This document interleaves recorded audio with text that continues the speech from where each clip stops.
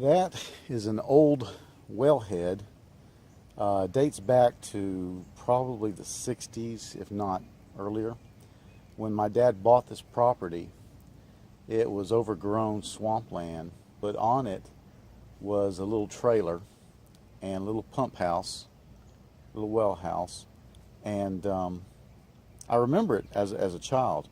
I want to say we actually used it a little bit in the early 70s when we first bought the property and began clearing it. But it hasn't been used in decades. Decades. I had actually forgotten about it and literally stumbled across it one day, tripped tripped over it. And what I'm doing today, because prep of the month is water preps, is I want to find out what's in there, how deep it is, and what quality the water that's in there is. Now, let's see if I can pan the camera up without making anybody seasick. We're right above the bayou. See the bayou right out there.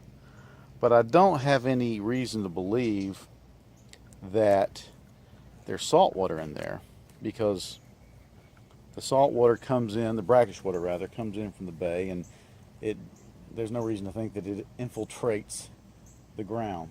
However, what we do have is uphill of us here, we do have our active septic tank, and that I know of, 3 other tiny homemade septic tanks dating back to, as I said, the 60s or before.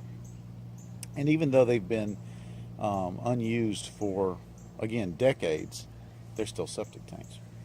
So what I'm going to do is I have made this little device. I've had the science department build this.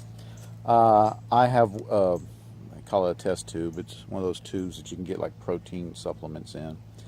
And I have some holes here so that water will go in. I have it weighted in the bottom.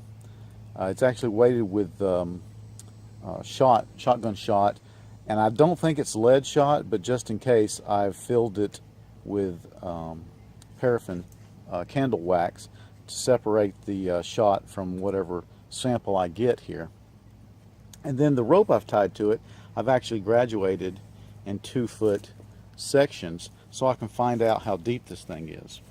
So what we're going to do is we're going to find out how deep it is, hopefully find out how high the water level is, and hopefully get a sample.